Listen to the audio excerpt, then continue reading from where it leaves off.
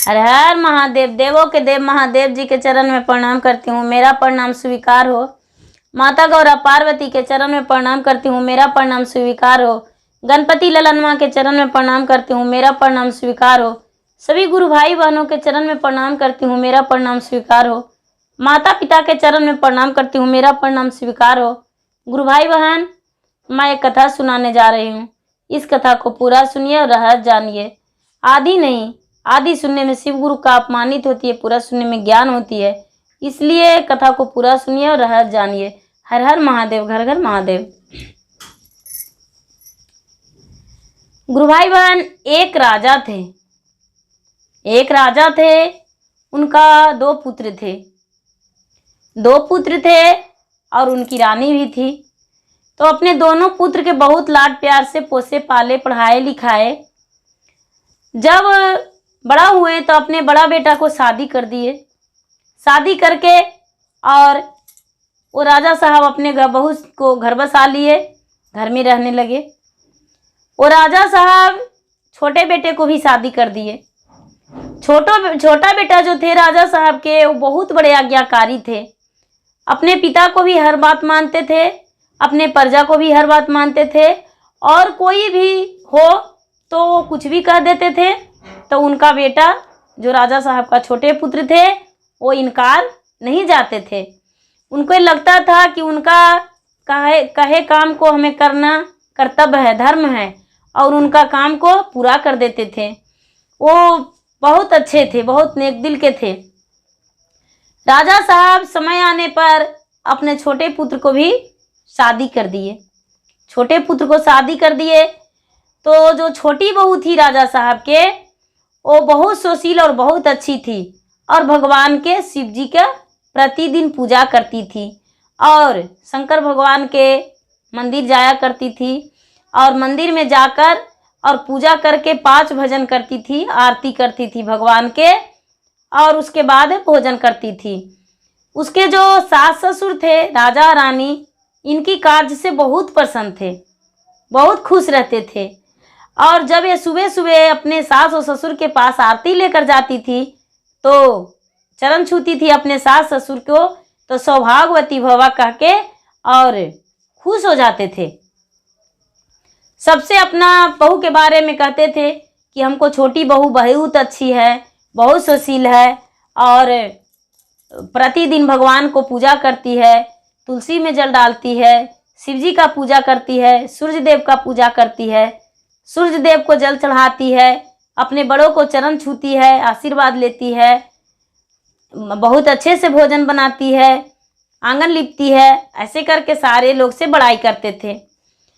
एक दिन का बात है कि ये राजा साहब का कुछ ही दिन हुआ था तो संतान नहीं था। वो छोटे पुत्र चले गए जंगल में शिकार करने को लिए। जब शिकार करने को लिए चल गए तो जाते जाते वो अपना बहुत दूर चले गए, जंगल में जाकर बहुत दूर चले गए। बहुत दूर चल गए तो एक गांव मिला। जंगल जाते जाते उन्हें एक गांव मिला। जंगल जब पार हो गए, जंगल शिकार करते करते जंगल पार हो गए तो एक गांव मिला। तो गांव में राजा को, छोटे पुत्र को बहुत प्यास लग गया। बहुत प्यास लग गया तो पानी पीने को लिए गांव में गए।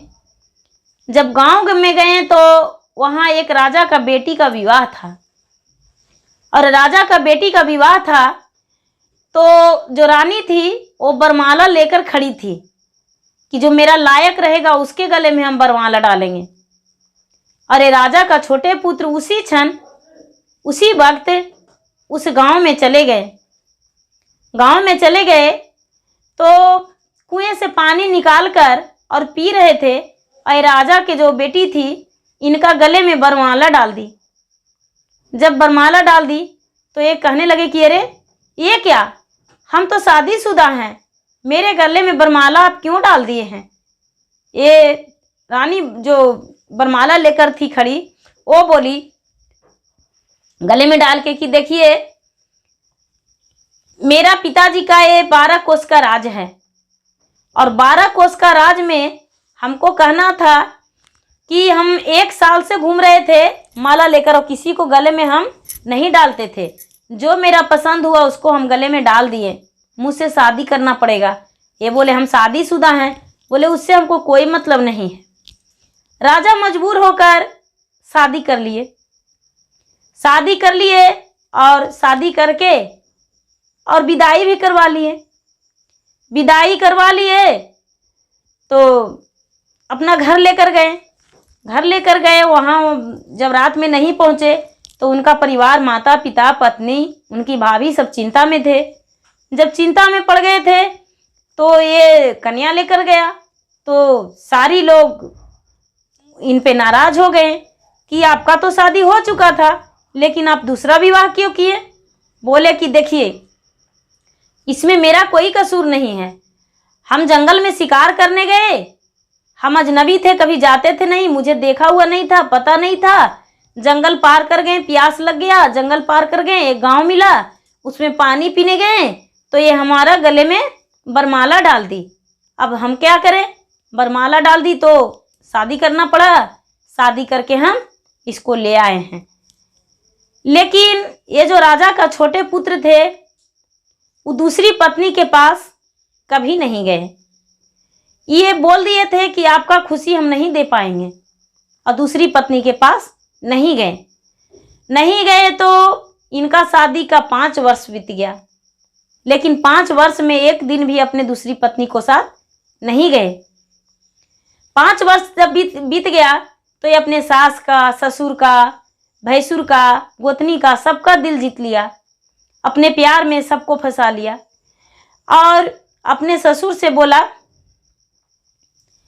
कचहरी बैठा ले तू ही सासुर, जी बड़ाए तनयर सासुर, जी बड़ाए तना, छोटा बेटा अपन समझाव रे की। एक दिन असरवा सासु हम हो पुराए वै जी, हम हो पुराए वै जी, हमर पास बेटा तुहरो आए तन रे की।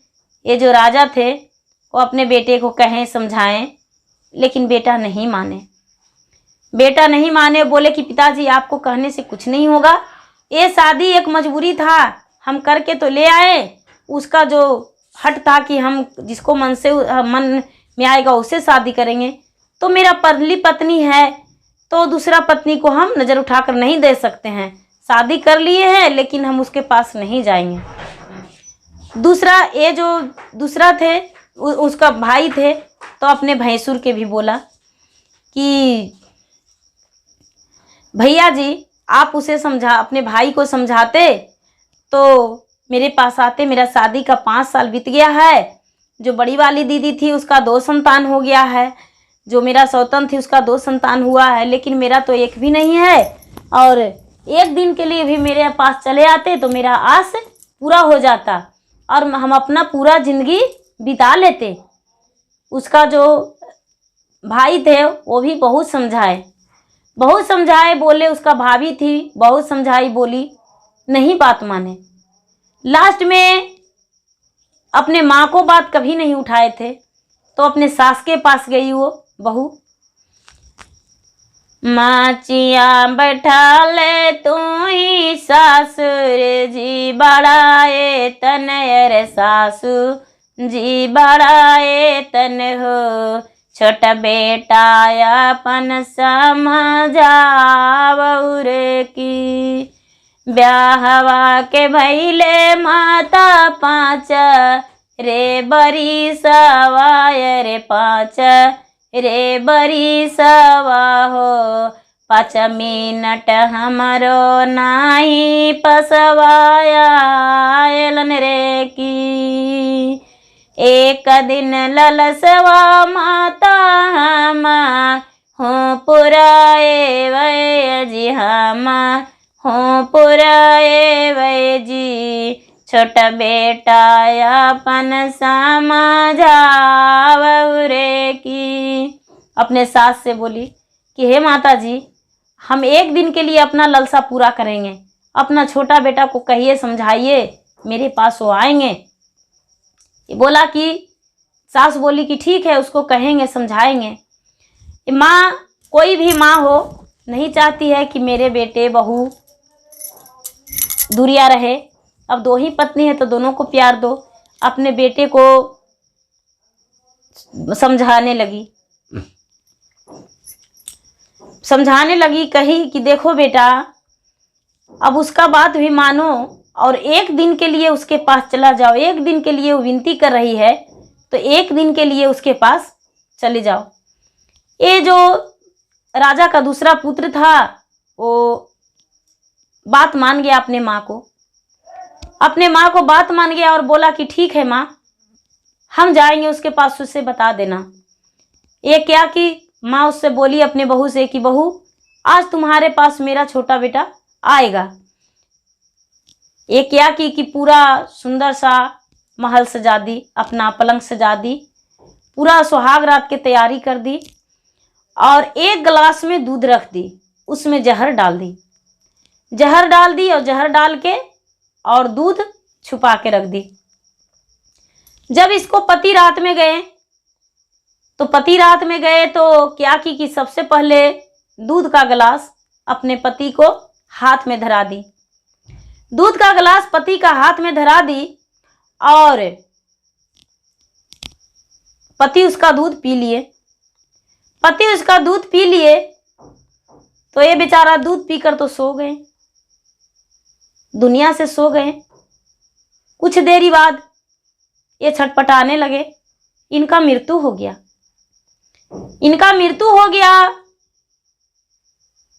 तो आप क्या करते हैं? मृत्यु हो गया तो बेचारा छटपट में है कि अब हम क्या करेंगे, कैसे अब अपना जान भी बचाना है। ये तो मर गया बेचारा, अब ये सोच रही है अभी जान बचाना है, क्या बहाना लगाएंगे, कुछ ना कुछ तो करना पड़ेगा। लेकिन ठीक है, सुबह हुआ, ये रानी चिल्लाने लगी, रोने लगी कि मेरे पास एक दिन के लिए आए और इनका तो प्राण ही चला गया। ये जो दूसरी पत्नी थी वो जाकर देखने लगी कि मेरे पति इस दुनिया से चले गए, कैसे चल गए, क्या हो गया। वो मंदिर गई और भगवान के शरण में उसी क्षण मंदिर जाके और नहीं नहाई नहीं धोई और जैसे थी उसी तरह जाके भगवान के एक घड़े में पानी लेकर और जल चढ़ाने लगी और जल चढ़ाकर और बोली कि हे भगवान, हम बिना सिंदूर के एक दिन भी नहीं जीना चाहते हैं।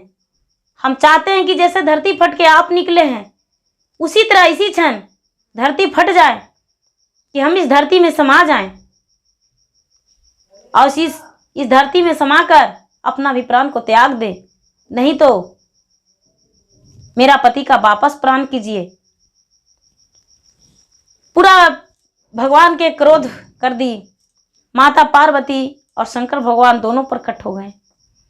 माता पार्वती और शंकर भगवान दोनों प्रकट हो गए और बोले कि पुत्री, इसमें मेरा कोई कसूर नहीं है, तुम्हारी सौतन ने तो तुम्हारा पति को जहर दे दिया है, तो हम क्या कर सकते हैं, इसमें मेरा कोई कसूर नहीं है। बोले कि ठीक है, जब मेरा कोई कसूर नहीं है आपका, तो मुझे आज्ञा दीजिए, हम इंद्रलोक जाएंगे और इंद्रलोक जाकर अपने पति के प्राण के रक्षा के लिए हम लड़ेंगे, भगवान से विनती करेंगे। भगवान महादेव उसको इंद्रलोक ले गए। इंद्रलोक गई और इंद्रलोक जाकर और जहाँ पर नाच गान हो रहा था, ये लड़की बीच महफिल में जाकर और ये भी नाचने लगी और रोने लगी। जब नाच पूरा हो गया तो इंद्रदेव पूछे कि अरे, सब परी के साथ एक मृता भुवन से तू कैसे आई हो? ये रानी थी, वो बोली कि देखिए इंद्रदेव जी, मेरा पति सोए हुए हैं, उन्हें जगाना है, अब कैसे जागेंगे वो हम नहीं जानते हैं। बोले ठीक है, हम तो जगा देंगे, लेकिन आपका पति का, आपका सौतन ने जहर दे दिया है, और जहर दिया है तो इसमें मेरा क्या कसूर है, हम कैसे जगा सकते हैं। बोले कि तो ठीक है, हम यहाँ से नहीं जाएंगे, यहाँ तो लोग मर के आते हैं, लेकिन हमें तो जिंदा आने का भी रास्ता मिल गया है, हम नहीं जा सकते। ये हट जिद कर दी, हट जिद कर दी। तब तक इनका पति का लोग मरण घाट लेकर चले गए, जलाने को लिए मरण घाट लेकर चले गए। अब कुछ देर में उनका सारा भी रचा गया। अब बेचारी ये क्या कर सकती थी, सारा रचा गया, सारा पर उनको सुला दिया गया, फिर भी यहीं पर है। अब महादेव कह रहे हैं कि ये तो पूरा टूट जाएगा। इंद्रदेव बोले, अमृत दिए उसको और बोले कि जितना जल्दी तू जाओ अपने पति को पिला दो, तुम्हारा पति जी जाएगा। बोले ठीक है। अमृत दिए, इसको कानी अंगुली में दे दिए कि जाओ, तुम्हारा कानी अंगुली में हम अमृत दे रहे हैं, जाओ अपने पति को पिला देना। ये लड़की क्षण में मरण घाट पहुंची, सारा पर धरा दिए थे, सारा लहरने को लिए भी शुरू हो गया था। और ये सती नारी जो थी, रानी पहली पत्नी, वो मरण घाट चली गई, मरण घाट चली गई और अपने पति को प्राण के रक्षा के लिए आग में कूद गई उनका सारा पे। और सारा पे जो जल रहा था, धर लिया था पूरा, उनका शरीर नहीं जला था, लकड़ी जलने वाला था, जल रहा था थोड़ा थोड़ा। ये अपने पति को उसी क्षण उठाकर और बाहर लाकर अलग सुलाकर आपने सबको सामने कानी अंगुली चीर के और उनको मुंह में डाल दिए और पूरा शरीर पे छिड़क दिए। जब पूरा शरीर पर छिड़क दिए तो वो उठकर बैठ गए, उठकर बैठ गए और कहने लगे कि अरे पूरा यहाँ पर सारे लोग कहाँ से और कैसे, और तू ये हाल में कैसे, एक पागलों के रूप में। सारी लोग कहने लगे कि राजा आपको तो मृत्यु हो गया था, दूसरी पत्नी पता नहीं कहाँ गए थे और कहाँ से आए, ये तो जब आपका मृत्यु हुआ था उसी क्षण आप ये चली गए थे घर से और वापस आए हैं, आपको जिलाए हैं। ये राजा बोले कि जो मेरे दूसरी पत्नी है, वो पत्नी मुझे दूध में जहर डाल के और दे दी। जब दूध हम पिए तो मुझे पता नहीं था, लेकिन दूध पीते पीते हमें कुछ अलग लगने लगा, जब सोए तो मुझे कुछ पता नहीं है। सारी लोग ने इनका बारे में जान गए। जब इनका बारे में जान गए तो घर आए तो वो तो चकित हो गए कि मेरा पति तो मर गया था, अब इस घर को छोड़कर हमें जाना है। मेरा पति जो जिंदा था तो भी सुख नहीं था, मर भी गया तो सुख नहीं है, अब तो इस घर को त्याग करके जाना है हमें। वो पूरा अपना तैयारी कर लिए थे जाने को लिए, सारी परिवार तो उधर ही थे। जब आए सब लौट कर तो देख रहे हैं कि रानी अपना बैग उग लेकर, अपना अटैची जो भी सामान था, बक्सा जो भी सामान था सब लेकर निकलने को लिए तैयारी कर रही है। सारी लोग वहाँ से आ गए तो पति को देखकर पति के पैर में लटक गई कि आप जीवित हो गए, हम तो सोचे कि मेरा तो संतान भी नहीं है, तो अब यहाँ रहने से क्या फायदा। उसी समय अपने पत्नी को 2 हाथ उल्टे हाथ धर दिए और हाथ पकड़ के और घर से निकाल दिए और निकाल कर वो जब मैके गई तो मैके में उसके पिता को भी सारी बात को जानकारी हो गया था, पूरा नगर में हंगामा हो गया था। वहाँ जाने तो उसे घर में भी नहीं रहने दिए। ये जो राजकुमारी थी वो दर दर भटकने लगी और एक दूसरे के दरवाजा से भीख मांगकर खाने लगी और अपना जीवन व्यतीत की। ये जो राजा के पुत्र राजकुमार थे वो अपना पहली पत्नी के साथ अपना जीवन खुशी खुशी बिताए और अपने बच्चों के साथ, अपने माता पिता के साथ, अपने भाई के साथ, अपने भाभी के साथ सुखी जीवन बिताए और खुशी खुशी रहने लगे। वो जो दूसरी पत्नी थी वो दूसरा ही रह गई और दूसरे के दरवाज़ा ठनकते भनकते रह गई, इधर उधर भीख दुख मांगते रह गई। उसको वो तो ना तो नैहर के रही और ना तो ससुराल के, ससुराल में भी नहीं उनको कोई स्वीकारे और ना ही तो उसके माता पिता मैके में स्वीकारे, क्योंकि मैके में भी इनका सारी कहानियाँ जान गए थे। उसको पिता बोले पहले से भी तो यही ऐसी करती थी, 1 साल के बाद किसी को बरमाला भी डाली तो शादीशुदा के गले में डाली और शादीशुदा के गले में भी डाली तो वो अपना प्यार बनाकर भी कोई को दिल नहीं जीत पाई, अपने पति को हत्या कर दी।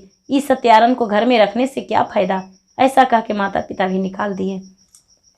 गुरु भाई बहना, मेरा वीडियो अच्छा लगे तो इसे लाइक कीजिए, शेयर कीजिए, सब्सक्राइब कीजिए। धन्यवाद। हर हर महादेव, घर घर महादेव।